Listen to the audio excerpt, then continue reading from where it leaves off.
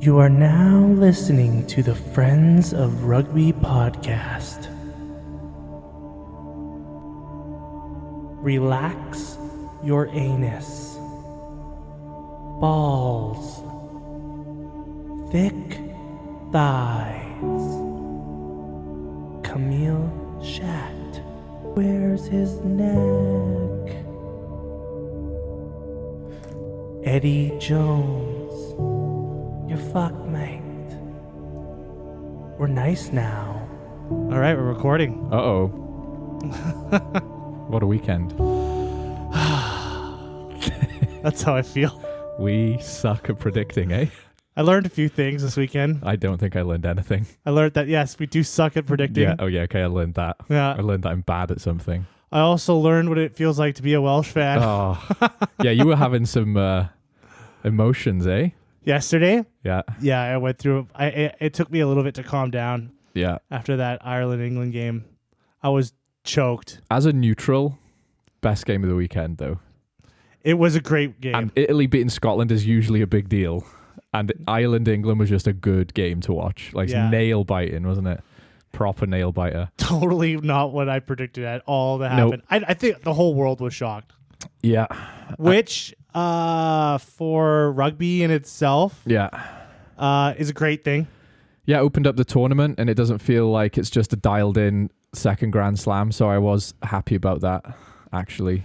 Yeah, I wasn't.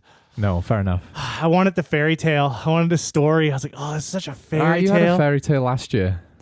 No, actually, no, it it got didn't. ended in disaster. Never mind, it did. Yeah, Yeah. never mind. Okay, yeah. Yeah, So- it would be nice if Ireland sort of had a perfect year, though, wouldn't it?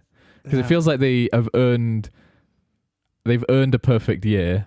I felt like that year when they won in New Zealand was like, okay, this is a good year for Ireland. Yeah, They're still having it mostly their own way. It did feel like, I felt like the same in the France game. It was like, fuck's sake, England, you chose today to show up. Like, you chose today of all days, the day of my daughter's wedding, to spoil the fucking party. Like they did. They bring it all together. Yeah. And we'll get into that. But that's what I learned this weekend. Yeah, this is how you feel Oh, yeah. all the Oh, time. it's horrible, isn't it? It is. It doesn't feel good. And we've won 4 Grand Slams in the last 10 years, and it's still pain. Yeah. Yeah. I did not like it. I'm so used to winning. I noticed that yesterday. I was looking at you almost proud. I was like, he knows now. Because you were seriously into Ireland winning. And you were like losing your mind. You were incoherent. I was like, he gets it. He finally gets it. Melting as a human being. Yeah, you've earned your Six Nations fandom award. Like, All my dignity, everything I Yeah. have is just like fucking leaving my body. you were in full kit as well. You had fucking Ireland jersey, Ireland shorts, came down full kit wanker and all over the place. Except I don't have my Ireland socks. My Okay, next garage week. got broken into, and the only thing they stole Yeah. was those fucking socks. They stole a kit bag that Yeah. I had, and it just had those fucking socks in it. Oh, fuck. So I was like, fuck. Yeah. It's like, that's not my Ireland. Could have been a true full kit wanker Yeah, yesterday. it wasn't a full kit wanker. Oh, okay, next week. We'll Next get you week, some I socks. actually can't wear those shorts. They're too tight. I had to take them off, remember? Yeah. You do have some thick thighs, though. Yeah, So, you're rocking them to an extent. but that It's just not comfortable. that waistband was just too tight. I saw that. Yeah. I saw that. I put some weight on since I bought those. Fair enough. Yeah, it's weird. I lost 10 pounds when I was in France, Yeah. and all I was doing was eating croissants and cheese and drinking wine. Because you got to and walk smoking everywhere. cigarettes. Yeah, smoking cigarettes will help. And I'm just like lost all this weight. Yeah. Yeah, it's that Canadian, North American food. It's very sugar dense. Every time I see someone from like Europe or something, or someone from anywhere else, Yeah. and they come here, within like the first year, they've put on like 20 pounds. I put a lot of weight on when I moved here. Yeah. But that's because I was driving everywhere instead of walking. And there's a lot of sugar in food here. Yeah. The bread is sugary. Everything has sugar. It's mental. If you could put sugar on it, they put sugar on And it. I like sugar, so I'm not going to say no. Everyone loves sugar. Yeah. Yeah. I'm into it. But yeah, put on some weight. Anyway, Rugby. here's the schedule. It's March 10th. Oh, What a day. what a day. Is it a sad day for you? Yeah. I'm a bit sick of trying to be optimistic after. I just want to win now. Are you going to burn Gatlin in this? No, I still have Gatland. I was just saying. Still gaslit?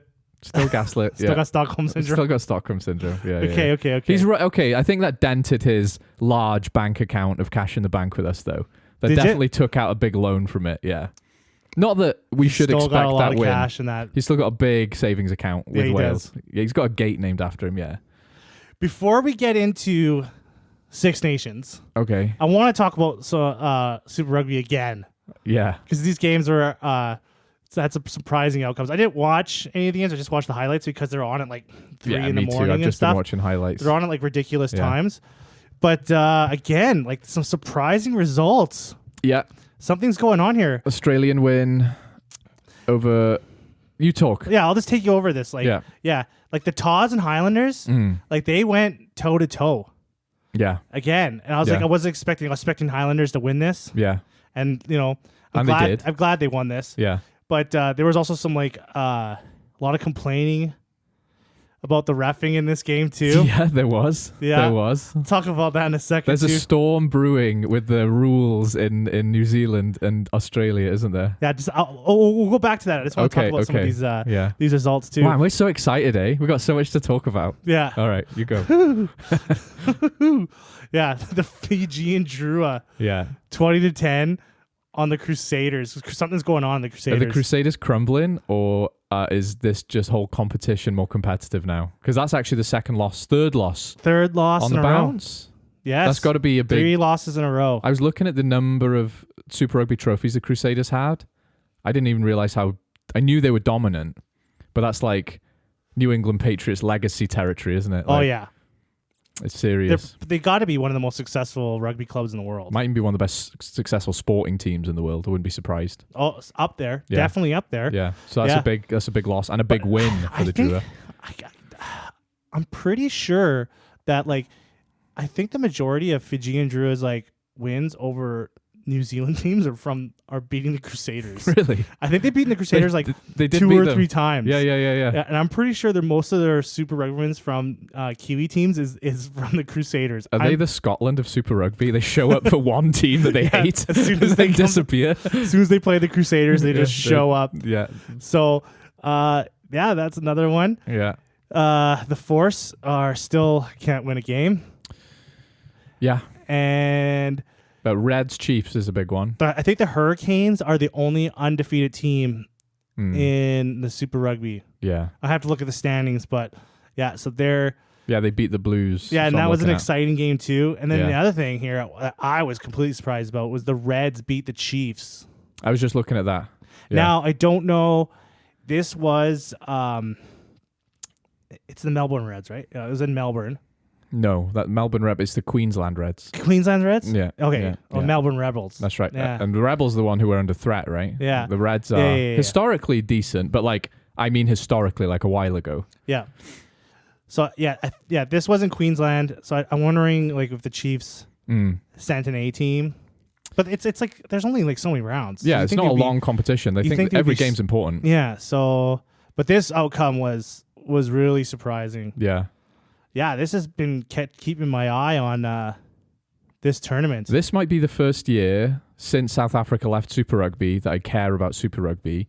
Not least because Rhys Patchell is doing well at the Highlanders. Yeah. And obviously I have an interest in that. Mm-hmm. But also because I would say about 50% of it is these unexpected results. And I know that a lot of All Blacks are either in in Japan or retired. So there's some rebuildy, reshuffly things going on. But I'm happy that Australia are doing well, and I'm definitely happy that the Drua and Pacifica are... I know Pacifica lost against the Rebels, but that they're competitive is awesome. This competition feels alive again since South Africa left, which is good, right? Yeah, it's really good. Yeah. If you're a Super Rugby fan, it's something to be excited about. It is, isn't it? Yeah. I'd be happy as a Kiwi to take a couple losses to ensure a healthy competition, you know? I just really hope it piles over, it falls over into when they play the rugby championship, because we need a good Australia. Yeah. Yeah. And the way that they're playing and stuff, that I don't know, maybe they got a new new lease of life with Joe Schmidt. Yeah, a new lease of life with Joe Schmidt. They're we feel good. I really hope that that spills over. Me too. Because we need that. The Lions need that. The Lions need it badly. World I don't want a Rugby shitty Lions tour. Yeah. We need that good team. Yeah. I didn't think we'd be saying this New a few months ago. New Zealand needs it. They need a good Australia. Yeah, they need a good Australia team because they need it. Another thing about that was in the headlines a lot about Super Rugby is the reffing, though. Yes. They're just straight up ignoring blatant just head ignoring knocks. Yeah. It's like doesn't exist. So like, It's not a good look, is it? and a lot of people complain they're just ignoring penalties, like straight up penalties, like trying to get the game to go Yeah. like the flow better. Yeah. But that's gonna hurt them. Yeah, when they come into international games Yeah. and the standard of reffing is, I don't want to say better. No, better. Yeah, definitely better. Yeah, Because if you're missing penalties, yeah. because you're like ignoring shit for the excitement of the game. Yeah, when they go and play test rugby, they're going to be going in there playing recklessly, and it's just going to hurt them. It's dangerous. Yeah, because especially the All Blacks. The All Blacks' biggest foe, like their biggest Achilles heel, is themselves. Yeah, because they have all the talent. They got the scrum, the line, everything. Everything's great, if not better than everyone else. Right? Yeah. So if they're going to start beating themselves, I don't know. It's not a, because they're going to get into the players are in bad habits. So we've already seen it for the last couple of years. I agree with you, but I am also careful because we've said this kind of thing before. We said, the defense in Super Rugby is not good, and then New Zealand play internationally and their defense is rock solid, and you're like, how did that happen? But we're also seeing them lose more now. We are. More occasionally, and I think that has to do. A lot of it doesn't have to do with their talent, how good they are. A lot of it is their discipline and decision making on the field. And I don't want to take away from teams like France and Ireland just improving a lot as well, being consistent and good. No, because they're going to take it. No, because their discipline's better. It is, right? Yeah, and they're taking advantage of that. Yeah. Right, like if like New Zealand like to make it hard on themselves for some reason. Yeah. And then those Ireland are better now. So if you're going to give them opportunity to get in the game, teams like Ireland will take it. And they're clinical as well, aren't they? And they're clinical now. They love right? a good... So you can't be as laxed as you used to be. So, and if they're going to play in a league, if they're all their rugby they've been playing all year is from a league where guys are can basically do whatever the fuck they want. Yeah. It's like one of those troubled teens that has to go into one of those youth center things, and all of a sudden you're have to follow all these fucking rules. They've got to go to tackle school, the whole team. Yes. Tackle school high. Yeah. Did you see Wildcard's thing on the Waratahs Highlanders game? I watched of his video where he was talking about John Kerwin and slagging him off about the scrums, which that guy's energetic. And I agreed with him, actually, though, on a lot of stuff. So I didn't see his thing about the Waratah. No, I watched it a bit with you. You showed me a couple minutes of it, didn't you? Yeah. But tell me about it. He just goes off on how much of a shit show the reffing in Super Rugby is. And do you know what? I was thinking this sounds conspiratorial, but then he showed a clip and it was like, oh, that's really blatant. Oh, yeah. He always kind of backs up what he says. He always has something on the side of the screen when he's doing something, what he's talking about. He's not just talking out of his ass. No, he's not, is he? Yeah. But I think that he gives off the impression he's talking about because he's yelling excitedly and swearing, and you're like, this guy's unhinged. But you go, oh, no, he's true. He's right. there's footage of it. That's part of his character. Yeah, totally. Yeah, it's his selling point, isn't it? But he was right, though. I got a good story about this guy. Okay. About Wildcard Rugby. Yeah, okay. So he made that post. He put on a short of that video. Yeah. And I shared that short on Instagram. Yeah. And then at midnight, on Friday night at midnight, I get this message. Yeah. This private message from another content creator. Okay. Telling me, he's like, hey, I was like, I just want you to let you know that wild card guy? Yeah. He's an industry plant. What? You caught me off guard then. Which industry? I get this message. I'm like, well, he's like, yeah, he just comes out of nowhere and he's all over, he's on network TV and stuff. And no, what? And I was like, who's planted him? I'm like, yeah, he's so I get this big Australian rugby. It's the deep state Australian rugby. It was just such a random message. I was like, what do you mean? What do you say? You think he's an industry plant? Yeah. I was like, what's your proof? And he's like, he has an IMDb.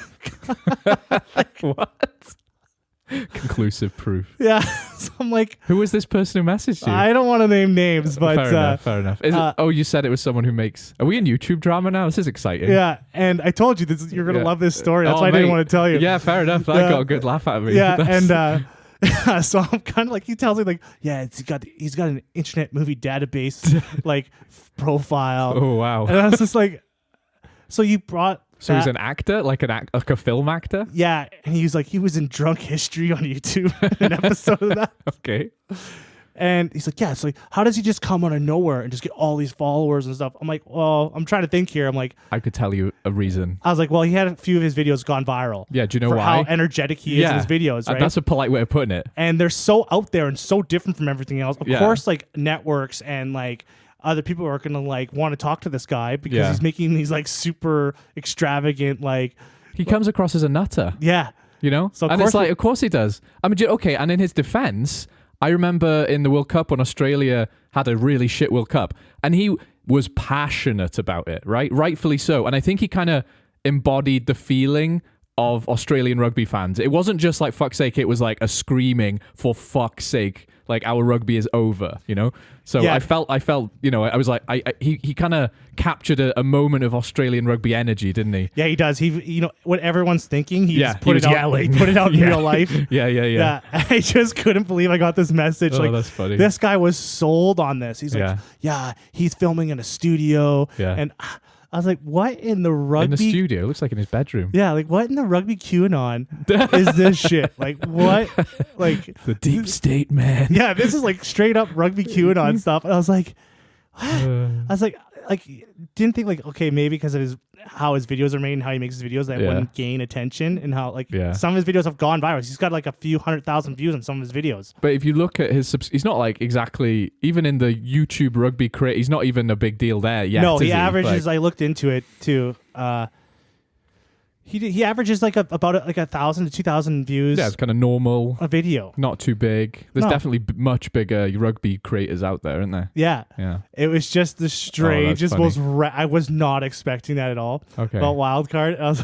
If he's a plant, right? Like if I'm gonna plant an industry plant to make accusations against referees, you're not gonna choose him, are you? Or just like an industry plant to like make a fake like when Razzie did that. Yeah. Because that was obviously like a plant, wasn't it? It's just a bad plant. Yeah, it was just like, you're doing a bad job. If you spend a lot of money on this is a disaster. The studio looks shit. It's his bedroom. They're trying to make it look real. Like he's one of us. He's one of the working men. Like, really? And then what's their motive? Like, what is he trying? What is the industry trying to direct us? If that's a conspiracy I was going to buy into, at least the motive is clear: is to discredit New Zealand refereeing. You know? Yeah, maybe. Or he's a league plant too. it's actually he's like rugby league comes out we're wrong, and that guy was right the whole time. Yeah. So that was was like a pretty funny thing that I had to get into this weekend. I was like, what the fuck? Did you reply to that guy? Yeah, I did. Okay, actually, I'll leave it there. I don't want to out anyone else. Yeah, but he was like super sold on it. So I was kind of surprised on how like little he had to go off of and how he was sold on that. Okay, and one thing I want to say about Wildcard, so that I don't sound like I'm trying to cause any drama or anything. Not that he's gonna fucking listen, but I usually agree with him on like 90% of the shit he says. You know, like I'm watching it going, oh wow, this guy's passionate, and then I watch it and go, no, fair enough, that's true. You know, so he's making some points. So I'll keep watching him. I'm gonna have to edit that out, man. You can't say that kind of stuff. Is it too wholesome? No, I'm just kidding. You're just like worried. You worried that some kind of no, I'm the balanced. That some internet mob's gonna come after you. I'm the balanced interpreter to your wild conspiracy theories. You know, you're always worried I'm gonna like say something crazy or something like that. Yeah, a little bit. And you think that we have some kind of army of listeners I'm just that are deeply paranoid man. Okay, no one's fucking listening. Yeah, okay. So that is like that was a good laugh though. I'm happy you told me that story. Yeah, because I knew you were worried. Like, oh, what happens? Well, yeah, the way you were telling me, I was like, I got a story to tell you. What happens if the internet? Deep. What happens if the internet comes for us? This is going to go right to the city hall. It's going to bust it wide open. It's going to be on just some fucking CNN random or Fox News YouTube guy. There's your face. Yeah. Have you seen this man? Okay. So yeah, well, I'm excited for if you're not watching Super Rugby, guys, I would suggest taking a look this year. Yeah, it was a big Gallagher Prem hype man, right, when we started recording these, and now I'm kind of coming towards being a Super Rugby hype man now. Super Rugby! Yeah, best league.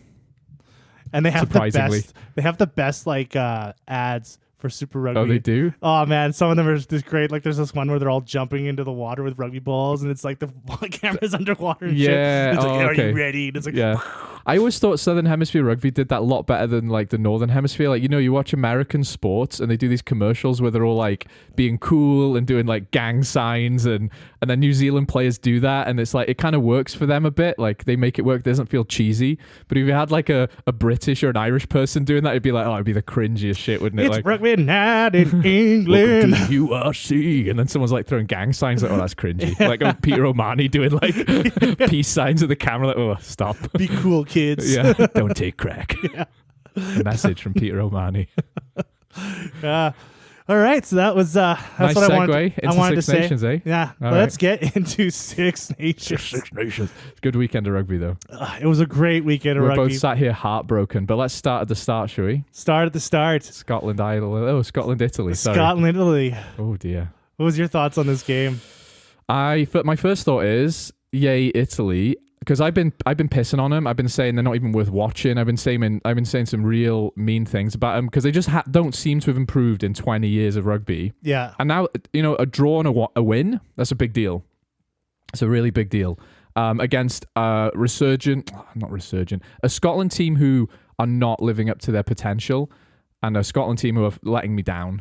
But Italy deserved that win, I thought. Was I right? Scotland just don't care about the Six Nations after they beat England. Well, if you'd have predicted this win, then yeah, you'd have been right, but you didn't. Yeah, you were so close to. It. Yeah, you missed it. But I think maybe an emotional hangover from Scotland. I don't know, but Italy was good. I don't want to take anything away from him. Yeah, because you know how we would say like after Italy do good in the game is like, did Italy do good, or is Italy getting better, or is the other team sucks? Yeah, and I think for this one, you can honestly say Italy are getting better. You can, and I think the draw. This is proof. It is proof, and except that hammering against Ireland, every other game they could have beaten France. They could have beaten France, right? Paolo Garbisi's one kick away from beating France. They gave England a good game, right? So yeah, I think Italy, if they can keep this consistent now and they can get like a draw and a win, maybe a couple wins next year, all of a sudden, and it's amazing for the competition, right? All of a sudden we don't have a break weekend. We've just got the dud team to beat, right? And they haven't won at home in a long time. Imagine Italy make Rome a fortress. Ooh, that's exciting. Yeah. So you won't need South Africa to come in and save the Six Nations. Don't start that shit. But no, I'm really happy for Italy. There was a couple of moments in there which were very like Italian, like a couple of missed kicks, which I thought, oh, they've lost. Garbisi needs to like take his tea, bring it to a priest, and get it exercised, get some holy water, because his ball fell off again too. That was mad. In the France game where it fell off, like the roof was closed. Like what is this haunted ass tea you've got? You must have like an awkward way of placing it. No, it's haunted. Yeah, it has to be. It's possessed. Yeah. There was some like. What did you think though? What was that call where the refs had that big powwow and like the linesman was like trying to he was trying hard to get a penalty try for Scotland, wasn't he? Yeah. I was like, what it was a deliberate knock on by Italy, and it was just given as a penalty. And the ref was like, this looks like this. The TMO was like, this looks... And the linesman jogged over and he was like, I think you need to give 2 red cards to Italy and maybe 1 or 2 penalties. He tries to skate. That's why it fell. Like I'm exaggerating. That was so weird. It was. Like he was just trying adamant that Italy were like really cynical. I watched it again. It was a tie. It was the right call. It was a penalty. It didn't feel like a yellow. It didn't feel super deliberate. It didn't. And it was that was a weird moment. I was like, man, just back off. Yeah. Go back to your fucking line. Take your flag and get back to your fucking, get out of here. Big rugby, dipping their fucking toes in again. It's like Italy aren't supposed to win this game. Tell the ref of the game what you saw. Yeah. Give him your point of view, and then get back to your fucking line. Yeah. Don't try to make a case like you're fucking Matlock. Like you fucking... Yeah. Actually, I have a file that I created. Can you just take a look at it? What's his name? Was it Angus Gardner that was the ref that one? I think so. Yeah. He did good though. Yeah, he did good. Yeah, there was some things like Italy did get away with a couple things. They did. There was a few blatant knock-ons. Actually, both games on Saturday, there were some reffing that like both teams like got away with some shit. They did. Yeah. I felt that. Yeah. Maybe we could talk about that a bit more. I don't want to get into. No, of course I want to get into ref bashing. Let's go. No, I'm joking. I watched the documentary. I'm reformed. Whistleblowers was revelationary. I'm a changed man. Let's blast these motherfucking We refs. just want consistency. Also, like Scotland made it really hard on themselves. Like they took 12 penalties. They did. I didn't know that. Do you know how many penalties Italy took in this game? 4. 5. That's a huge difference. It is. So you could say that Italy's discipline is far from perfect still. No, it's getting better. Oh, wait, other way around, I'm thinking. Right. Yeah. Scotland gave away 12 penalties. Yeah. Right. They conceded 12. Wow. Yeah. And Italy only conceded 5. So Italy's discipline is changing. Yeah, and you can see how their discipline's changing, and the outcome is changing too. This is an Italian renaissance. Because usually they just kind of fall apart, and they're getting penalties all over the place, and as soon as you bring the ball into 22... they're just Italy scrambling fuck up around. somewhere and you they're get offside, a kick. coming into the side because they're just desperate to stop a try, aren't they? They're notorious for putting themselves under pressure with their bad decision making, but their decision making is getting better and better and better. Wow, it's scary. And let's mention it while we're on this. Italy under 20s pumped Scotland under 20s. It was not just a win; they fucking ruined them. So there's a juggernaut coming from Rome. Italy's under 20s have been pretty decent for a while. They've been now. good for a while. They have been good for a while. I think it's starting to slowly click, eh? show. Yeah.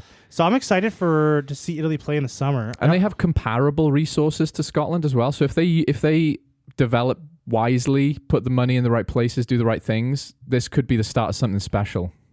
Are we doing a squidge? Are we gaslighting people? Yeah, we're doing a squidge into believing in Italy. Yeah, I'm just really worried they're going to beat us next week. I just feel like they have the tools to win the World Cup. Nice. Yeah, no. Nice. We can't squidge. We can't. We'll never be as good as he is. He'll make me believe in anything. He made outlandish statements like that. You've got to keep it realistic. He should be like an investment banker or a salesperson because he would just be a billionaire. Yeah. He would sell me on anything. He would sell me any pen ever. No, I believe I need this snow in the winter. I should buy all these pounds of snow. Yeah. I do need hurricane insurance. You're right. Italy's scrum is still an issue though. Their set pieces, their line out and scrum. Yeah, it still needs a lot of work. They're smart though, aren't they? I think they know that and they get the ball wide. I think they're improving in the things that they can improve. Like you can't have like your players can only be so physical. They can only be so good at passing and catching and stuff. But there's things like, hey, our discipline. Here's an area that we can improve. It doesn't matter. We don't need natural talent to improve that. You don't need genetics. You don't need natural talent. Yeah. This is something that we can get better at. And they have. Yeah. It reminds me of Japan in the 2015 World Cup, where they just knew they weren't going to compete in certain physical areas of the game. So they didn't. They just played to their strengths, and they beat South Africa, the Brighton Miracle, right? Maybe or earlier. in 2019 when they beat Ireland and Scotland. Right. Yeah. So yeah. Guess who's back in the helm of Japan? I could say this is to smart coaching. Could be. And actually, let's remember that they just got a new coach. Yep. Argentinian guy. What's his fucking name? I don't know.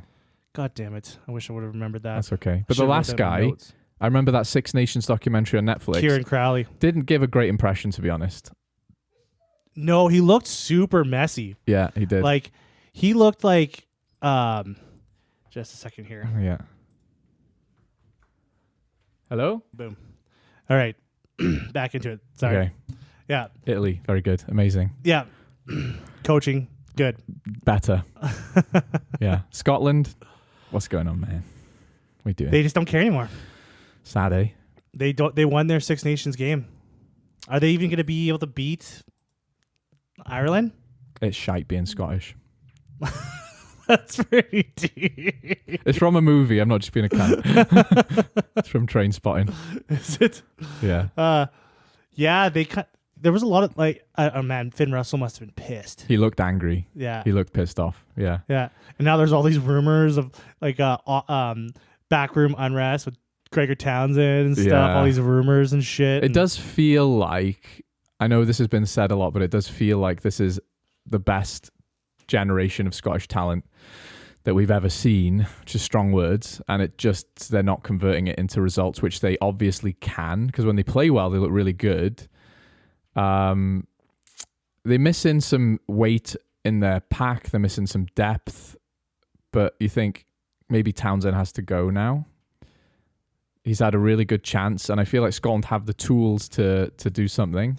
They just can't be consistent. I know, and it does. I've no hope for them against Ireland now. Ireland are wounded. They're ready to really show you the quality. Like, I can't see it a win. I want to say the same thing too, but after this weekend, we're so bad at predicting, aren't we? yeah, we're garbage at it. So yeah, who knows? Some teams just step up for other teams. Yeah, it's like rock paper scissors a bit, isn't it? Like, I don't think any other team in the Six Nations could have beaten Ireland except England after the France loss. Yeah. So yeah. Anyway. Yep. So, do you want to talk about... Do you want me to give you my very unbiased opinions about Ireland, England before you start crying again?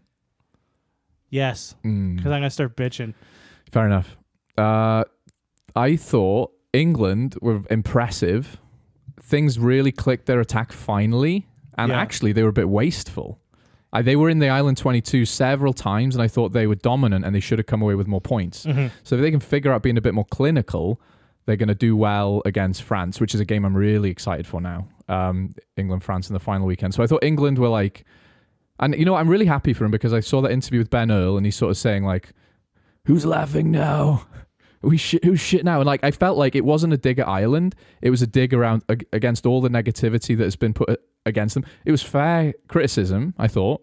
But I think the England players have felt like they're under a lot of scrutiny, and that was a good win for them. And I was really happy to see that they were like, yeah, fuck you. Look, this is what we can do when things work for us.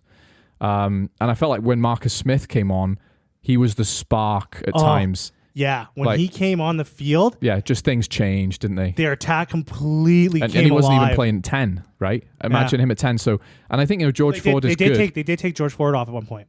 They did? Yeah, Maybe I missed that. Yeah. And then when he moved into 10, that's when it really started picking up too. Yeah. So, yeah, I think Marcus Smith, Faye Waboso, who I'm still wounded about, but I'll say he had a great game. He did have a good game. So, there was a lot of, it was one of those games where every player was just doing their job. Yeah, but that's the thing. England was still wasteful. So there's still potential there. And I think it, you know, for Borthwick, it shuts people up as well, doesn't it? Like, you know, we can win, and we can win against, the best team in the world, right?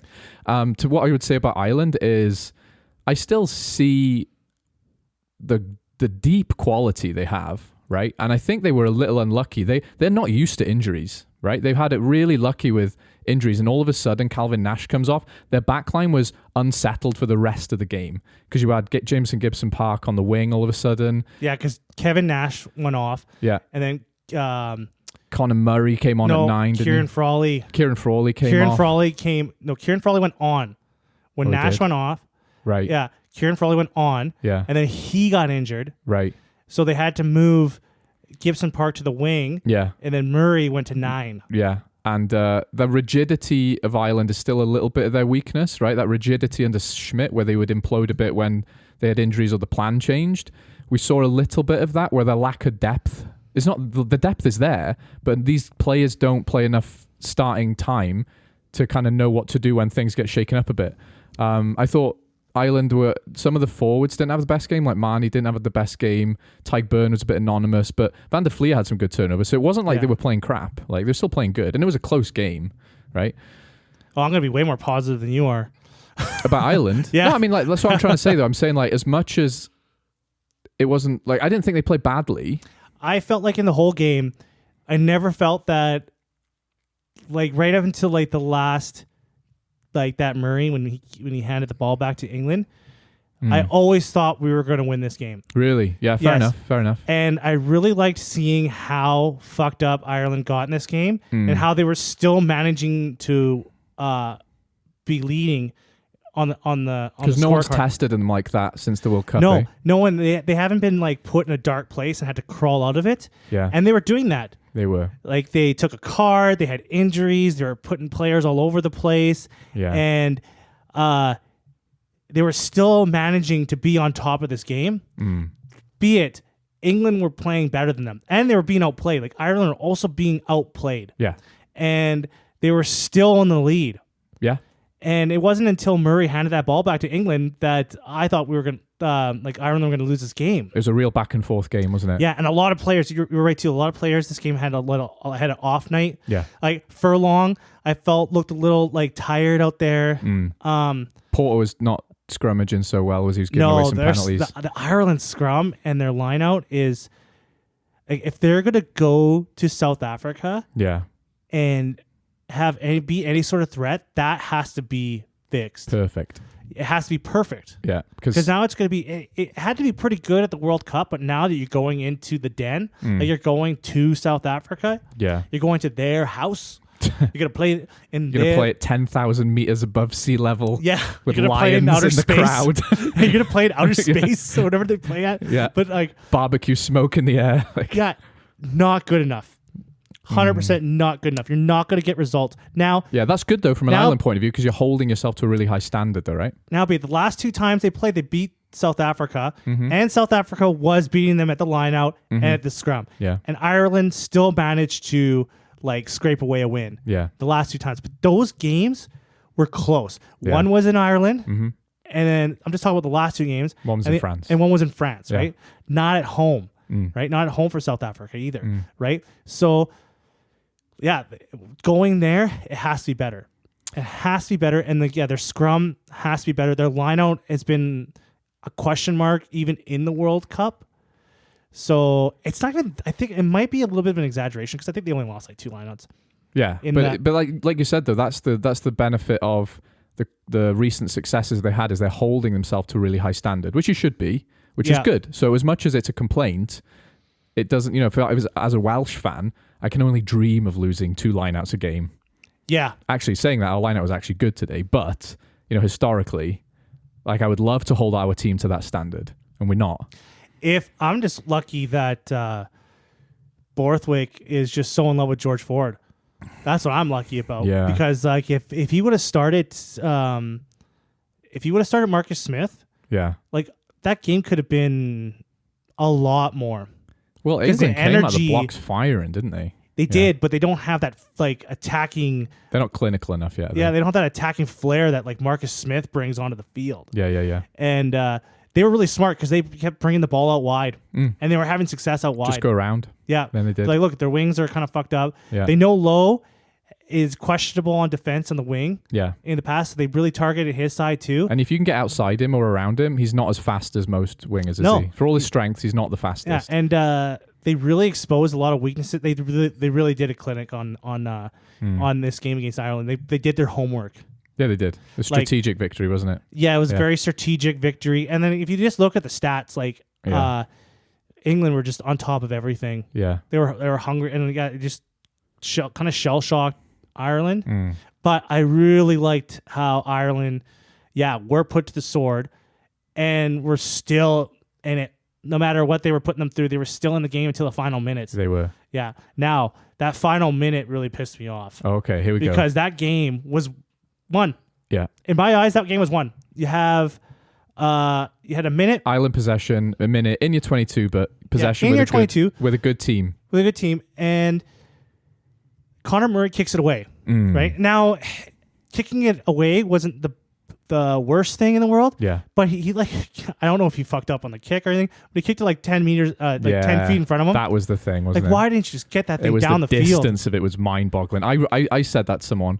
I said, like, the kick itself wasn't a terrible idea because you don't want to make a mistake in your 22. No. But you need to put 50 meters on that kick if you're going to kick it, right? Yeah. And then get your defense ready because you could soak up that pressure then, right? Yeah. As soon as they gave it away like that, I was just like, oh. Yeah. Why would you now you have to work so much harder. Yeah. You put the whole team under immense pressure immediately. Yeah. Yeah. You just the pressure that they brought on themselves. Like this game was sold. Like this game was done and dusted. And I just watched it like Ireland is like walk up, you know what? Here, can you have this? Have this. Like they did. You think they gave it away, do you? I 100% think they gave it away. They had a minute left possession. Yeah. And they could have gone through 3 or 4 phases and just burned a minute. Now, if they kicked it away, like if they booted it down the field, England wouldn't have kicked it back. No, they couldn't. Because there was like a minute left. It'd have been in the red by then, wouldn't it? So they would have to work their way down. Yeah. Ireland got a really good defense. I would say the odds were in Ireland's favor there. Yeah, you'd say 60, 70%, maybe more. Yeah. England still could have won, but I'd had faith in that. It's a statistical game management thing at that point, isn't it? Yeah. Yeah. Or if they even would have like just pick and goad it for a minute and then kicked it out. And that's the thing. I still have faith they would do that too. That's the thing. I look really good at that. That's their thing. That's their thing. Not losing possession. Yeah, it's not losing possession. Yeah. Holding the ball and phase up the jumper rugby, like old school style. And they could have done that. Oh yeah. And I was just It was choked. It was fucking choked about that. I bet. Yeah, you were going through some emotions, weren't you? But at the same time, you should never have been in that position in the first place. Yeah. So, if they didn't want to be in that position, they should have played better throughout the game. I think about this a lot, actually. Isn't it wild how a single tiny decision like that can change a huge narrative, right? We could be sat here going, Ireland were tested, England were good, but ultimately they're still the best team in the world. They're still quality, and even under duress, they can win a game with comfort, with looking comfortable, right? Yeah. In control. And all of a sudden, through a tiny decision, this entire narrative is changing, and all of a sudden you've got all these like trolls on the internet going like, you arrogant bastards, and all these South Africans going like, who's the best team in the world now? And it just changes things from such a tiny thing. Like, Ireland is still quality, right? So I wouldn't want an Irish person to be like... It really reminded me of when England played South Africa in that semi-final. Where they took them super close. And that was a kick to finish. And then they kind of fucked up on that scrum. Mm-hmm. Like, all they had to do was make sure they didn't fuck up that scrum. The South Africans have weaponized the scrum to the nth degree now. They will scrum you anywhere on the field, confident they're going to milk a penalty. Isn't that nuts? They have made it a lethal weapon. They have. And what nation hates scrums? I wonder what nation really hates the scrum. Like, just wants to get rid of it and obliterate it to death. I wonder who wants that. Are you implying the Rugby Championship is going to be the best one ever with the most drama? Like, it's kind of like they've made this scrum like a lethal weapon. Yeah. And then the Kiwis especially the pundits, I don't know about the fans, but like hate the scrum. Yeah. Well, that's what it sounds like when we listen to them. They're always fucking knocking it and shit. Know. They wanted they want to neuter the scrum as much as possible. They do. And it's sad because they still produce excellent props. Yeah. Which is that guy Wildcard was saying, right? Like, he was talking about Ethan de Groot. So it's really a conspiracy. World-class prop. It's a conspiracy to hurt the Springboks. That's what it really is. So it is a plan. The reason why they hate the scrum so much is because they hate the box. They want the fucking box to not have their number one weapon. Big bull of the Springboks. If you're going to beat us, you got to beat us with the ball in hand and score tries, mate. Not with the scrum. What is that? They don't want the South Africans calling scrum in their own 22, like they're getting their massive dicks out and going like, what are you going to do about it? Yeah, I hate watching games where like things are on the line, especially when I'm cheering for the team, and then they fucking hand a game away. It's horrible. Oh, there's nothing worse than that. Yeah. Nothing worse for a fan. I didn't feel like that. I know it was a stupid decision, but I felt like that game was in the balance enough for me to be nervous either way, you know? It was a close game, is what I'm saying. Oh, I wasn't. I watched Ireland so much. Like, the things that they had to do to close the game out are the things that they're really good at. That's the worst part about it. It's like the things that you're known, the things that people hate about you is the shit that you were supposed to do to close this game out. Yeah. You're holding on to the ball, not letting anyone get the ball. Yeah. You know, just sealing off that breakdown with concrete. Like, sealing it off with concrete. Yeah. Like, all the shit that people hate Ireland about was the things that they had to do to win that game. Yeah. And they're like, nah, you know what? We'll just do a little 10-meter kick, try and contest it in our own half. Like, what are you trying to score a try? Like, you know, like, what the fuck are you trying to do? Like, and Conor Murray's looking at the scoreboard and he's like, we've not scored less than 25 points in a year. We better score more another try. Like, 114 caps he has. And to make that decision was just, in my eyes, appalling.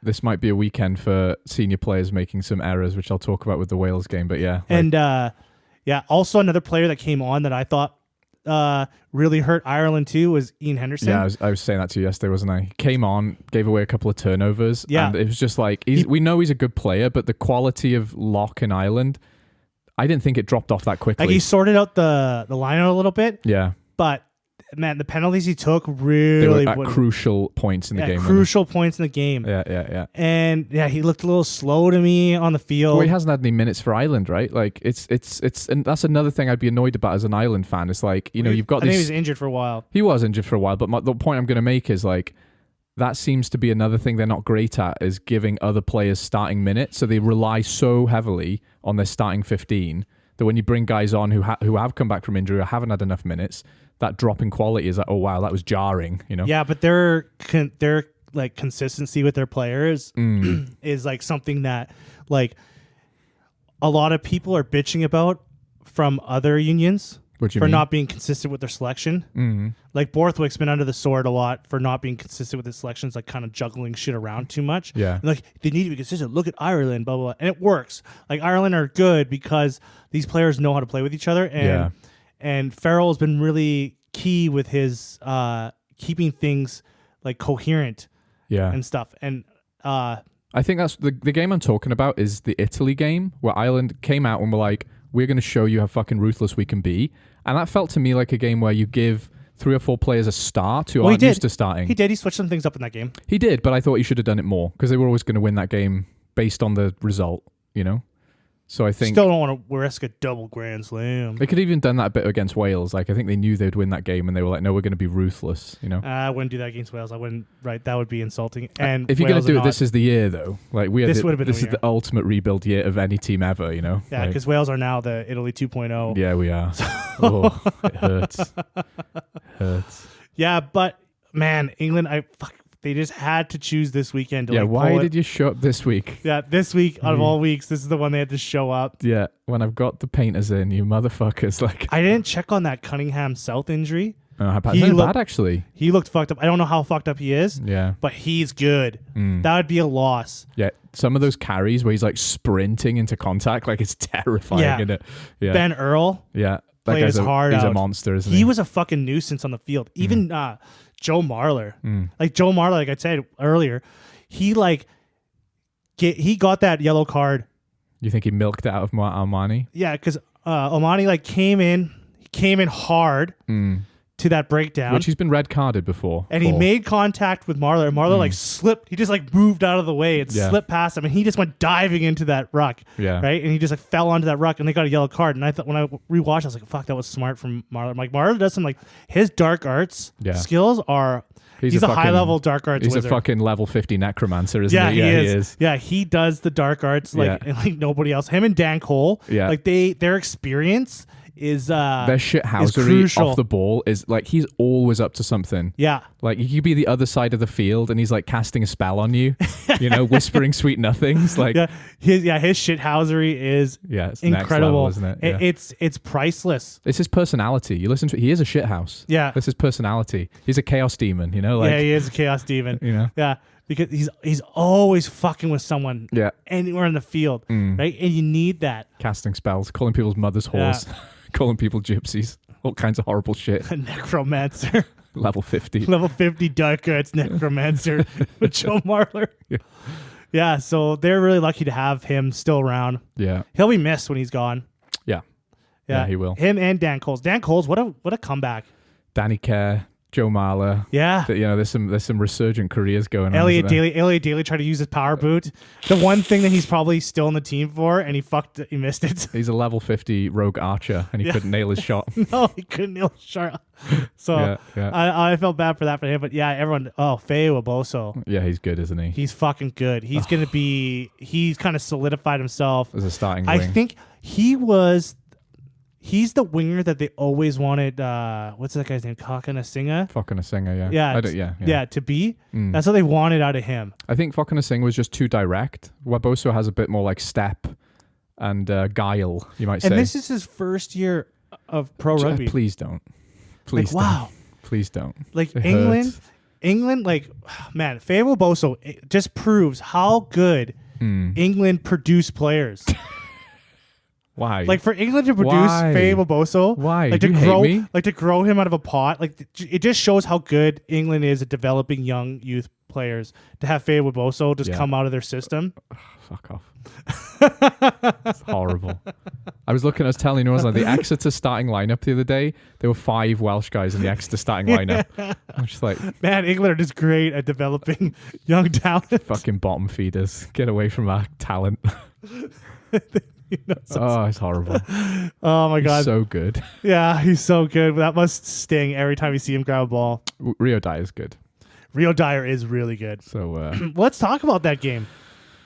Let's talk about the game that we just finished watching. We did. We just finished watching this game, and we were watching that game, and I think I was a little unrealistic. Not without reason, though, because France haven't had the best tournament. They kind of did in England. They were like, you chose today to show up? Fuck you. You chose today of all days to be good again? France are back, baby. France. I'm going to talk about France first, okay? Okay, you talk about France first. That young scrum half, Legaric, class. And no one's filling DuPont's shoes, but fair play, he is class. That pass.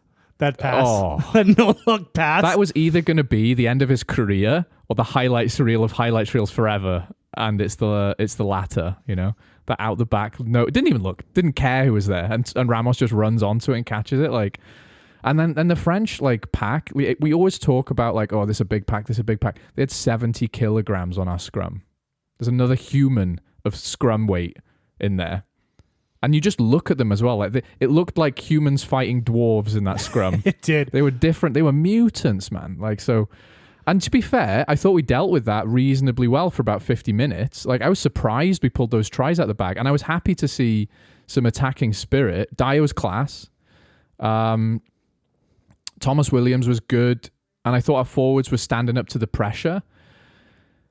But yeah, France it just sort of came together for them again. Their quality and their depth and their strength and their power just kind of... It was too much for us, right? And so I'm still... Like I said, Gatland's still got cash in the bank. But the cracks are showing now. We need a win. We really need a win.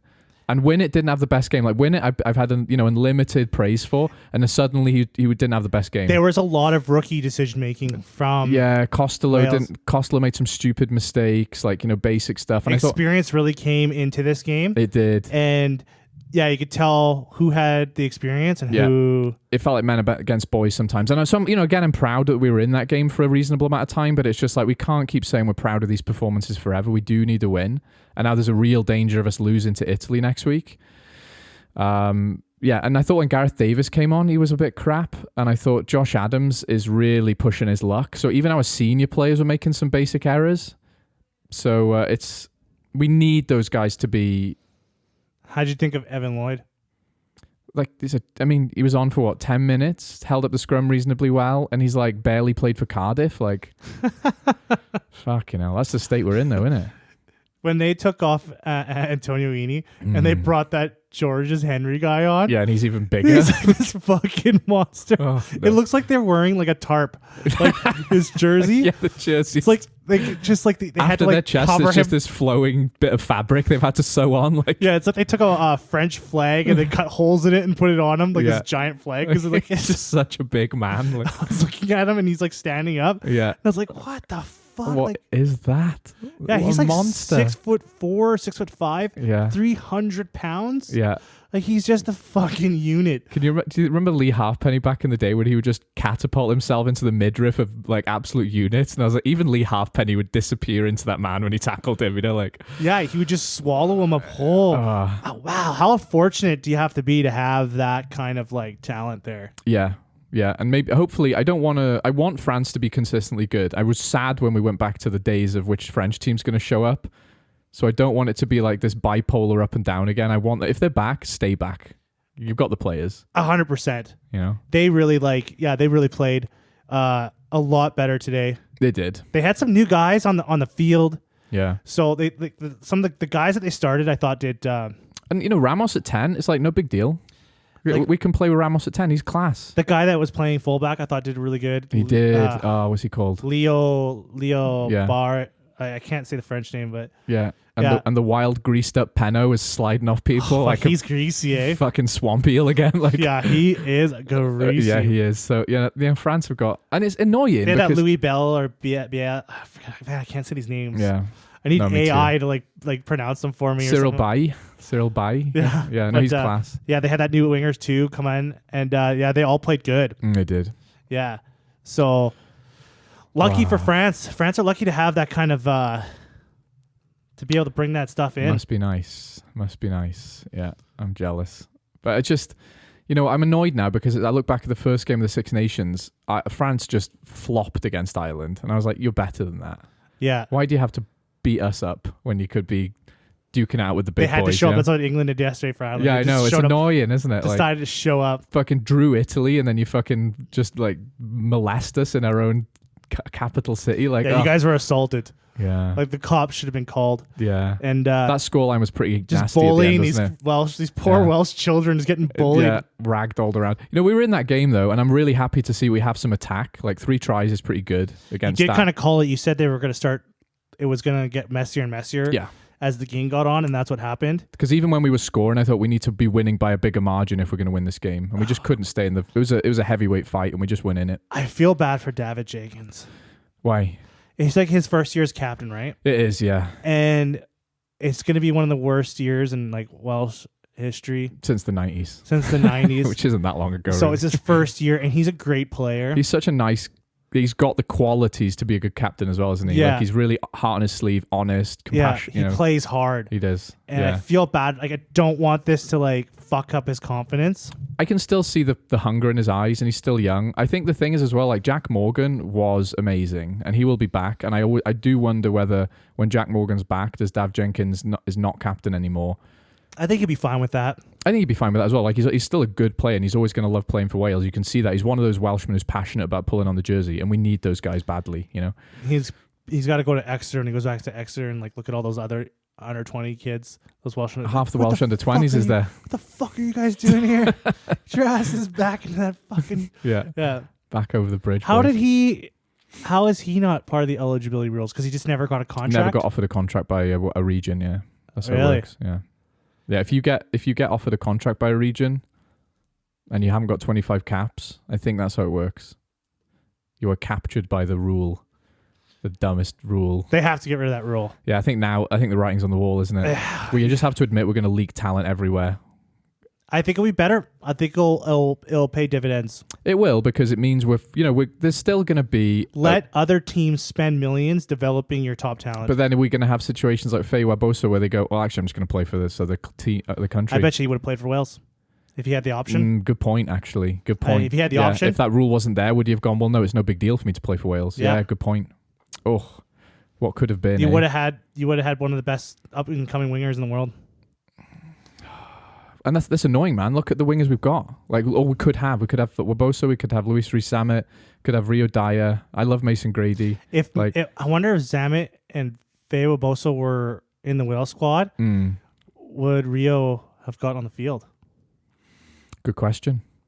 Would Josh Adams have got on the field? Because he's not having a good tournament. Josh Adams got on the field. Yeah, he's not having a good tournament, is he? Right? Because like Gatlin's kind of forced to play with what he's got. Yeah. Yeah, so there's some questions there, but yeah, they got to get rid of that fucking rule. I think now we have to. Now we see if the clubs can't afford to spend money on the players, which they can't.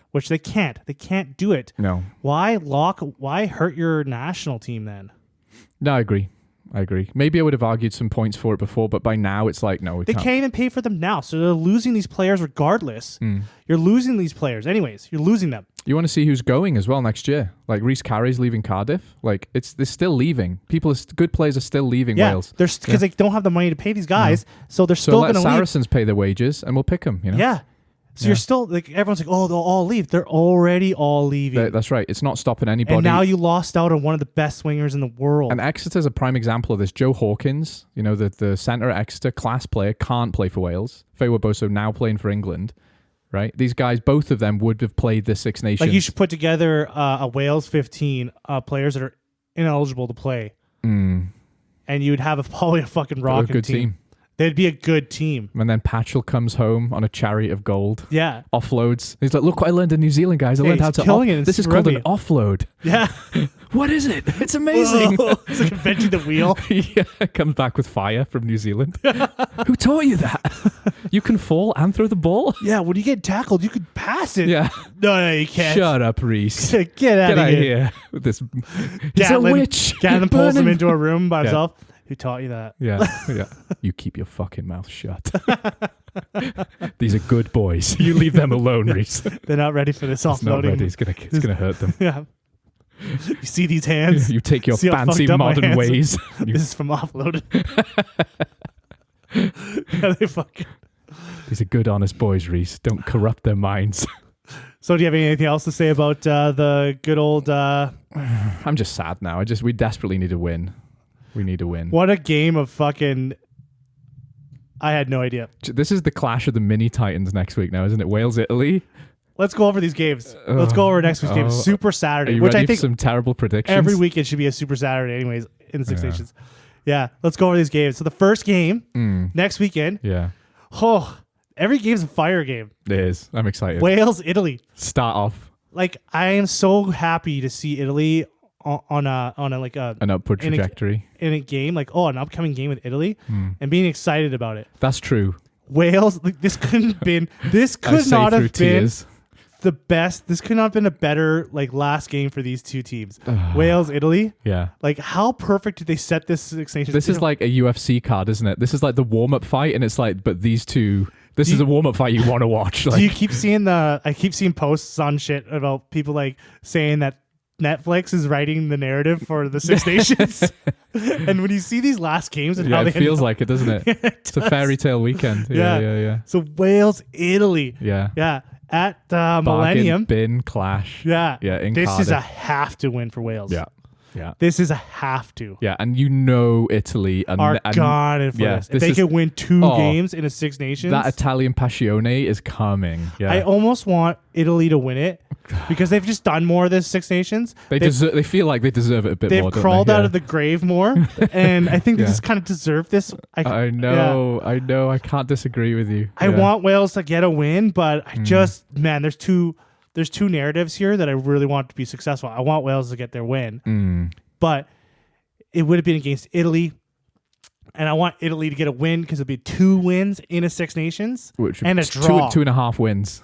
2.5 wins. They only lost twice in the Six Nations. That's mental. That would be like that is mental. That's got to be the most. I don't know when the last. That would be the most successful year they've ever had in the Six Nations. You think so? Comfortably. Yeah. Yeah. If 2 wins. If they get a win, it's a big deal, right? Yeah. 2.5 wins. Wow. Because besides this year, they've only had like 15 or 13 wins in the Six Nations total. Hundreds of games. Yeah. Yeah, and I don't think they've ever won 2 games in a Six Nations.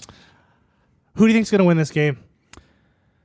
I think Wales are going to win this game. You think Wales are going to win this game? I say that with a clear head because we're at home, which is a big deal, right? We've got the attacking shape, and we know how to defend. Like we were defending well against France. We now know we can attack. And Italy, as good as they are, they're not France, right? They're not Ireland. They do not have depth, and they do not have the physicality of those teams. If we play well, we can beat Italy. So yeah, I'm saying Wales. Well, I'm gonna go for. But I predicted everything wrong. Sorry. Because I'm gonna go with the narrative I want here. So I think Italy are gonna win this by 5. Okay, last minute try sort of thing. Yeah, and I want them to win this game. Yeah, because I want them to have a successful Six Nations for the first time ever. And the thing about Wales is that Wales are not gonna suck forever. No, I'm not worried about that. This is not a forever thing. No, it's not. No, I'm not worried about that. So, and like what the union is doing and stuff, and what I like read up on, like what I'm learning about how the union's like changing things and stuff like that. There's tentative steps in the right direction. Yeah, things are looks like they're going in the right direction. Yeah, they got that new league starting up too. Yeah. So they're starting to put their money in the which right is not baskets. Inconsiderable, is it? Like they do have resources. Yes. It's taken them 20 years to figure out how to use it. Hopefully this is. Well, they're not building a brand new bar in Bethesda, so like they already did that. Yeah, so like this is now they're putting their money in the right spots and stuff. So that's why you know what, Wales, you guys could take a loss on this one this weekend because you guys are gonna be you guys got the Grand Slams, you got semifinals. That trophy cabinet still looks pretty good. Yeah, the trophy cabinet looks good for you. Italy don't have fucking nothing. No, so I kind of want them to win this. I'm gonna say Italy. Okay, fair enough. By 5. I'm not upset by that. Like I respect that. I'm a bit sick of being the baddies as well. It feels like the World Cup again, where it's like everyone wants Fiji to win so bad because they were on a similar trajectory. It's like Fiji are finally getting consistent and good, and we're like, shut up, Fiji, the darlings, shut up, sit back down. We're like those little weedy bullies. You know, it's like we can only beat up the very small people, and then the big boy comes in and we're, oh, sorry, sir. Like, yeah. So we're like mid-tier bullies. I hate being the bad guys. So you're saying Wales by 20? I know, it's not going to be hammering. It'll be close. I reckon Wales by 7 points. And Italy by 5 for me. Okay. I'm a bit worried about my predicting though. Jesus. Which sets us up for the next game excellently for Ireland, Scotland. In Ireland. I know you go first. I've got some thoughts. Ireland by 15 points. Yeah, fair enough. Do you know what? Me too. Ireland by 15 points. Here's what I think about that. It's shite being Scottish, right? They just have not given me any reason to believe they can do it, right? They've done what they've done for the last 5 years, which is beat England. And in between that, they've done nothing. And they've got the team to do it. Ireland know how to beat Scotland. Look at the record, right? I want Scotland to win this game because I want Scotland to improve, but it's just like, give me some evidence, you know? Give me some evidence. The thing is, Ireland has put a fear in teams. So now when they show up, they know they have to bring their A game. Yep. So everyone's kind of stepping up and above to play them. But Scotland feel like the team who don't know how to do that. You know, they don't know how to be clinical. Unless it's England, right? Yeah. That's the annoying thing. England are a big team. They're physical, right? Scotland can clearly beat big physical teams. What is happening to them in these kind of games against anyone else? Because I told you, man. I told you. They don't care. Yeah, I know that's funny to say. They do care. I don't know. I feel like I'm projecting a bit because I feel like the things I say about Wales are the things I'm projecting onto Scotland as well. So we're both saying Ireland by 15. Yeah. Okay. Yeah, definitely. All right. France. Yeah. England. Jouer. This is probably the hardest one to call. I love this now. Because France looked better. Yeah. England looked better. They don't look perfect. Both teams don't look perfect. No, they don't. Right? Where is it? It's in France. Okay. What do you think? So, Tough, eh? That's the hardest call.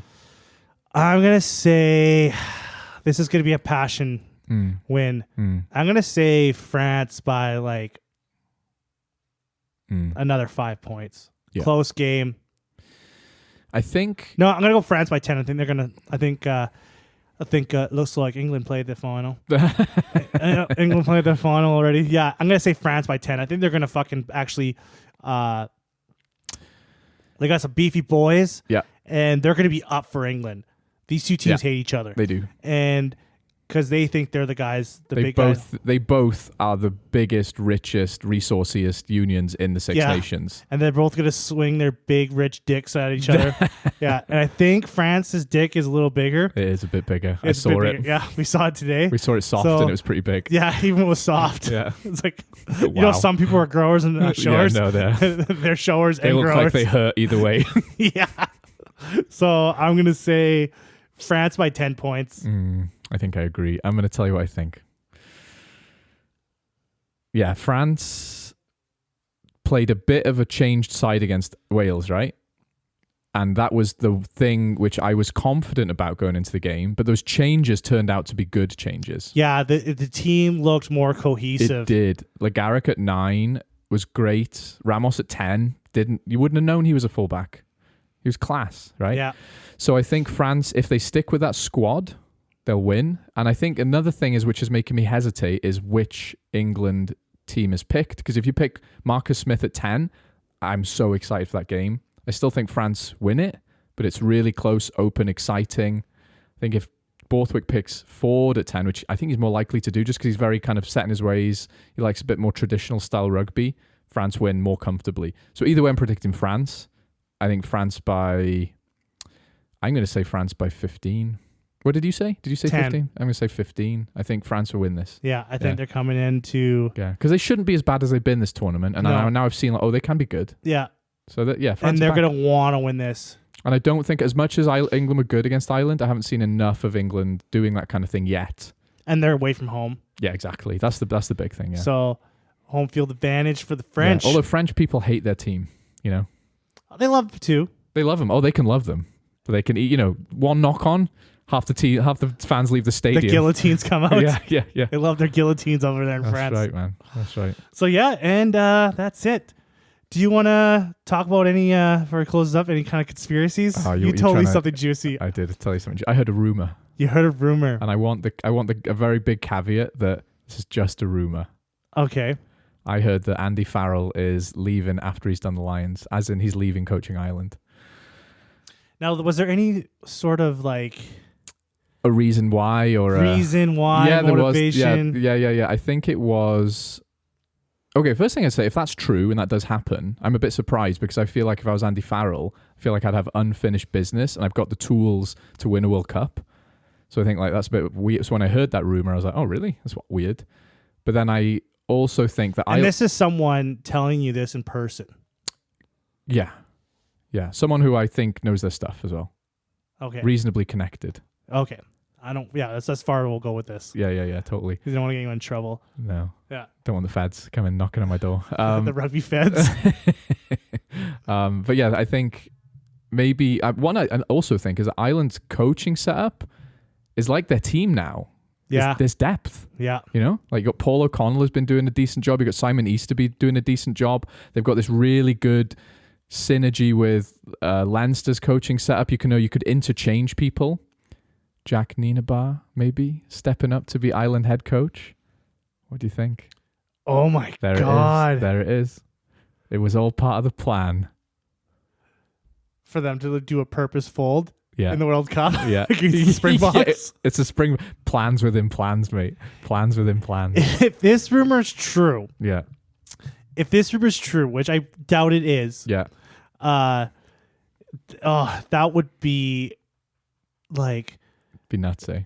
It would be treacherous. It would be the biggest. This would is be like worse Game than of Thrones rugby. This is Game of Thrones shit. This would be worse than the Eddie Jones. You think shit. so? Oh, 100%. No, because I think if that's true, the Ireland are part of the conversation. There's only one place. If Farrell were to leave Ireland, there's only one place he would go. I don't think that's what's happening.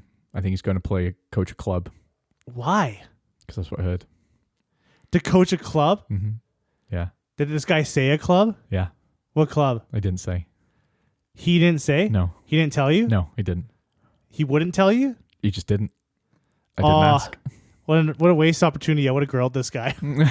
Where? I already felt like I was seeing something I shouldn't have seen. So I was like, look away. I'm going to learn what an offload is if I keep looking. Because that would be, it would be, like, if he goes to a club, it would be not as bad. But if you went to England, because I could see England being like, yeah, we'll pay you out of your contract. We'll spend $100 million. I see what you're saying, but I think it's rare actually that a national team within the quote unquote home nations, Ireland and the UK teams, they don't switch around. Like, how many times has a person been a head coach of one of those countries and gone to another? Gatlin might be the exception because he did briefly coach Ireland. He might be the only person who's done that. Tell me if I'm wrong, but I don't think that happens a lot. I just think it's just kind also of understood. 2 years out from World Cup, it would be a year and a half.